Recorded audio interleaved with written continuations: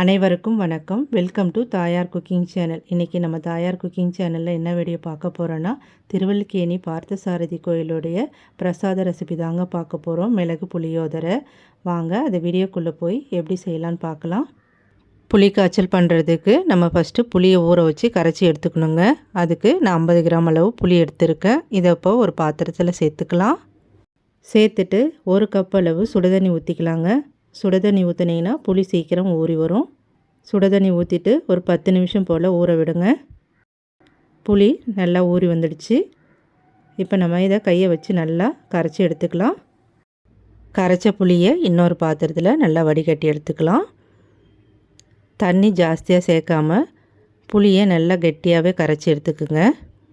இது அப்படியே இருக்கட்டும். இந்த புளி காய்ச்சலுக்கு தேவையான மசாலா வறுத்து பொடி பண்ணி சேர்க்கணும். கடாயில் 1 டேபிள் ஸ்பூன் மிளகு சேர்த்துக்குங்க.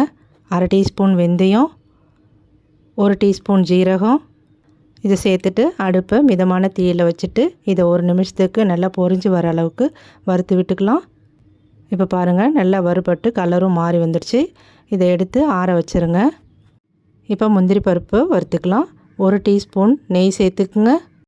இந்த மிளகு புளியோதரைக்கு முந்திரி பருப்பு சேர்த்து தாங்க செய்வாங்க. முந்திரி பருப்பு தேவைக்கேற்ப சேர்த்துக்குங்க. முந்திரி பருப்பு நல்லா செவந்து வறுபட்டு வர அளவுக்கு நம்ம வறுத்து விட்டுக்கலாம். இப்போ பாருங்கள், முந்திரி பருப்பு நல்லா வறுபட்டு வந்துடுச்சு. இப்போ எடுத்து இறக்கி வச்சிடலாங்க. நம்ம வறுத்த மிளகு, வெந்தயம், ஜீரகத்தை நல்லா ஆற வச்சாச்சு. இப்போ ஒரு மிக்ஸி ஜாரில் சேர்த்து வச்சுருக்குங்க. இதை நல்லா பொடி பண்ணி எடுத்துகிட்டு வந்துடலாம். இப்போ நான் பொடி பண்ணி எடுத்துகிட்டு வந்துட்டேன். பாருங்கள், இந்த அளவுக்கு பொடி பண்ணிக்கோங்க. ரொம்ப மைய அரைச்சிடக்கூடாது, கொஞ்சம் குறன்னு இருக்கணும். இப்போ இதை ஒரு ஓரமாக எடுத்து வச்சிடலாம். புளிக்காய்ச்சல் செய்கிறதுக்கு ஒரு கடாயை வச்சுக்கோங்க. கடாயில் 4 டேபிள் ஸ்பூன் நல்லெண்ணெய் சேர்த்துக்கலாம். எண்ணெய் கொஞ்சம் கூடுதலாக இருந்தால் தான் புளிக்காய்ச்சல் நல்லா டேஸ்ட்டாக இருக்கும். எண்ணெய் சூடானவுடனே 1 டீஸ்பூன் கடுகு சேர்த்துக்குங்க. கடுகு நல்லா பொரிஞ்சு வந்த உடனே 1 டேபிள் ஸ்பூன் கடலைப்பருப்பு சேர்த்துக்குங்க. 1 ஸ்பூன் உளுத்தம்பருப்பு சேர்த்துட்டு இதை நல்லா பொன்னிறமாக வர அளவுக்கு கலந்து விடுங்க. இப்போ தாளிப்பு நல்லா பொரிஞ்சு வந்துடுச்சு. இதில் கொஞ்சம் கருவேப்பிலை சேர்த்துக்கலாம். கருவேப்பிலை சேர்த்துட்டு இப்போ நம்ம கரைச்சி வச்ச புளி தண்ணியும் சேர்த்துக்கலாங்க. இது கூடவே 2 ஸ்பூன் கல் உப்பு சேர்த்துக்குங்க. 1/2 டீஸ்பூன் மஞ்சத்தூள், 1/2 டீஸ்பூன் பெருங்காயத்தூள். இப்போ சேர்த்துட்டு நல்லா கலந்து விடுங்க. கலந்து விட்டுட்டு ஒரு கொதி வந்த உடனே அடுப்பை மீடியமான தீயில் வச்சுருங்க. புளிக்காய்ச்சல் நல்லா கொதித்து எண்ணெய் மேலே பிரிஞ்சு வரும். அந்த அளவுக்கு கொதிக்க விடுங்க. இது இப்போ நல்லா கொதித்து வரட்டும். இப்போ பாருங்கள், நல்லா கொதித்து மேலே எண்ணெய் பிரிஞ்சு வந்துச்சு பாருங்கள். இந்த பக்குவத்தில் இருக்கணும். இப்போ இதில் நம்ம ஏற்கனவே வறுத்து பொடி பண்ணி வச்சுருக்க மிளகு, ஜீரகம், வெந்தய பொடியை சேர்த்துக்கலாங்க. சேர்த்துட்டு நல்லா கலந்து விடுங்க. கலந்து விட்டு 1 நிமிஷம் கொதிக்க விடுங்க. இப்போ பாருங்கள், 1 நிமிஷம் போல் நல்லா கொதித்து வந்துடுச்சு.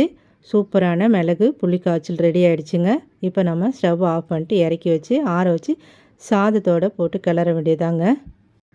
நான் ஏற்கனவே சாதம் வடித்து நல்லா ஆற வச்சு வச்சுருக்கேங்க. இப்போ நம்ம புளி காய்ச்சலை சேர்த்து கிளறிக்க வேண்டித்தான். புளி காய்ச்சலை சேர்த்து சாதத்தோடு நல்லா கலந்து விடுங்க.